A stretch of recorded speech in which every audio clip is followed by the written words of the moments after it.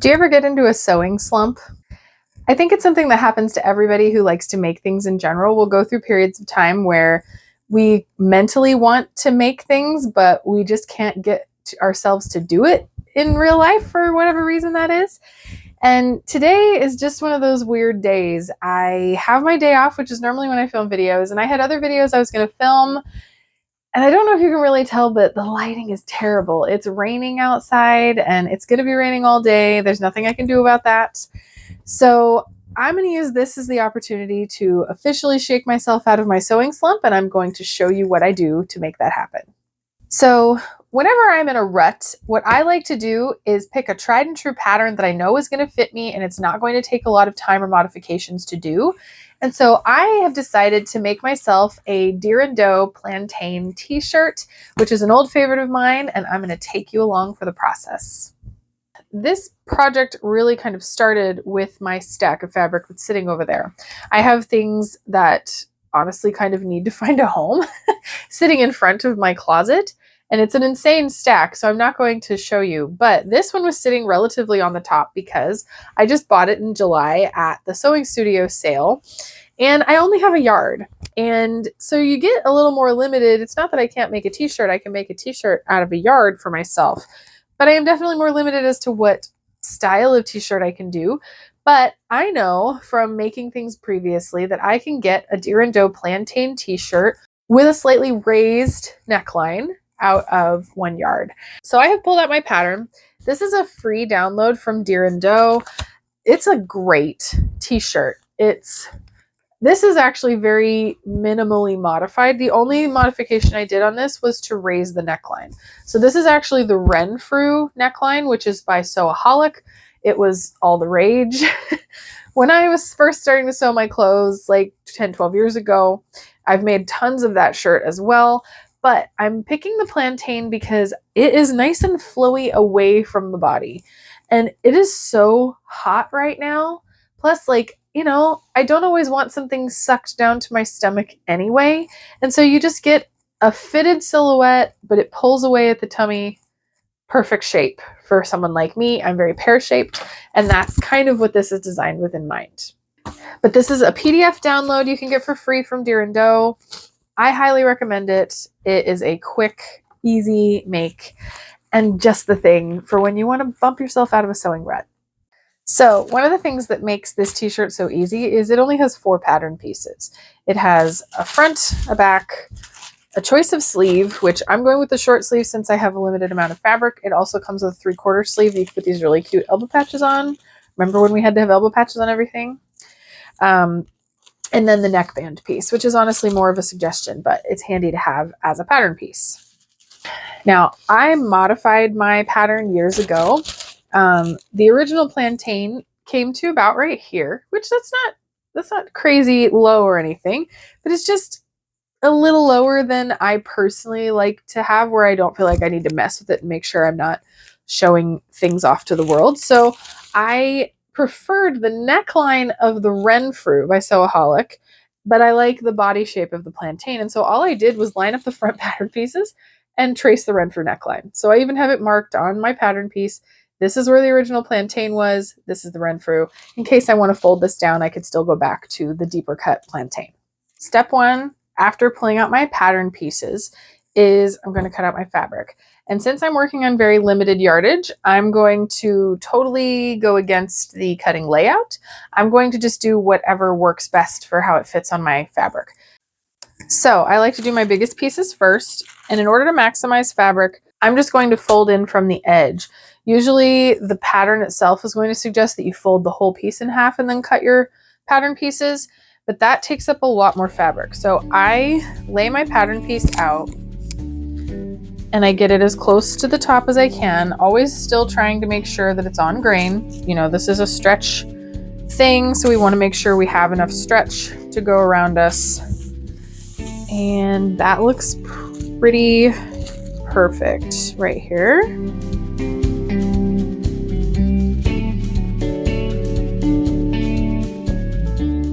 Okay, I have my 2 biggest pieces laid out. So now I'm going to check and see if this will fit the sleeve. So I know once I cut this out, I'm going to have a piece here underneath here and a piece here. So it's gonna fit just fine. So I'm not worried about that. I will cut out my bigger pieces with my rotary cutter, and then we will cut out the sleeve.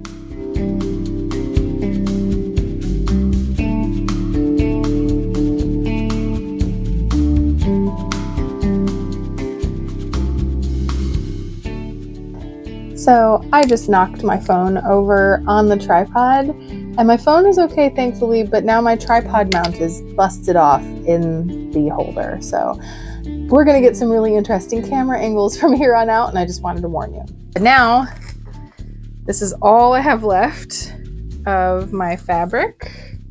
These are the pieces that remain. 1 yard will work just fine for a short sleeve version, and this is the largest size that it was printed to come in originally, which is the size 46. So that's a bust size 41 inch. Okay, I have put my pattern pieces away, and now we are going to iron.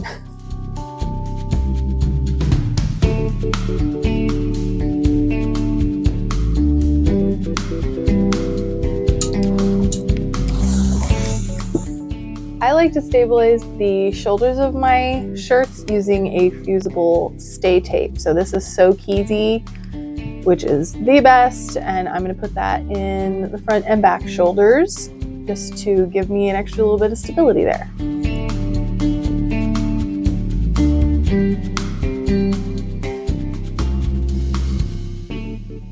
I am now ready to stitch the shoulder seams together. I use a lightning bolt stitch on my machine. I've already tested it out. My tension looks fine, so let's stitch it.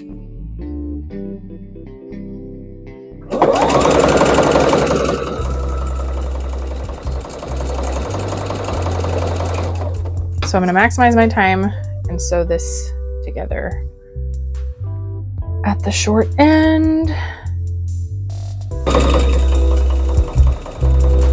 Okay, now we're back to pressing.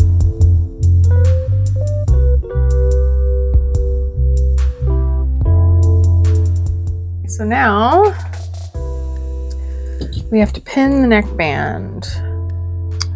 Okay, so next we're going to be folding the neckband in half, right, with wrong sides together, and pinning it in place at the marks. So now, the way that I work the rest to make sure that it's distributed with an even amount of stretch is I do it in halves.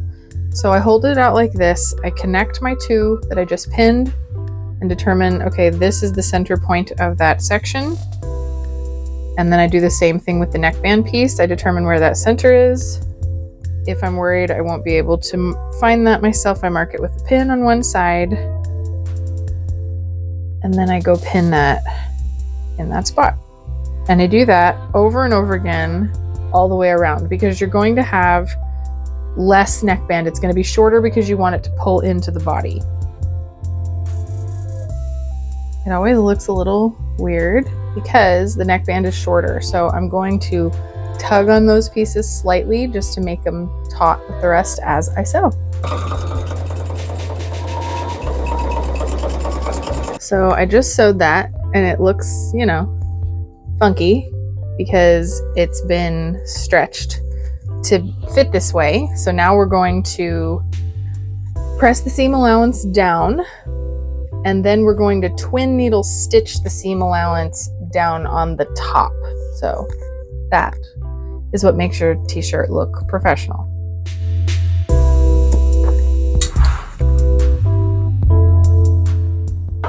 So first I have to thread the twin needle. I have to put the twin needle on and then thread everything accordingly. And I have already threaded a bobbin. That's my tip. If all you're doing is top stitching with a twin needle, then just load a second bobbin with your color that you're using and you should be good to go.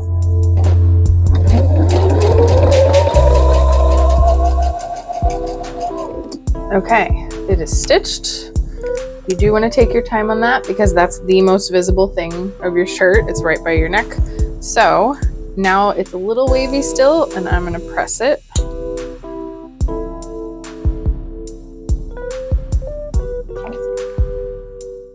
and the machine is still set up to twin needle just to avoid lots of changing around later, I'm going to go ahead and sew the hem of the short sleeve first, then I'm going to sew it in flat. So I'm going to twin needle that to hem it while it's still set up. So first I'm going to go fold up the allowance on my ironing board and then get to work.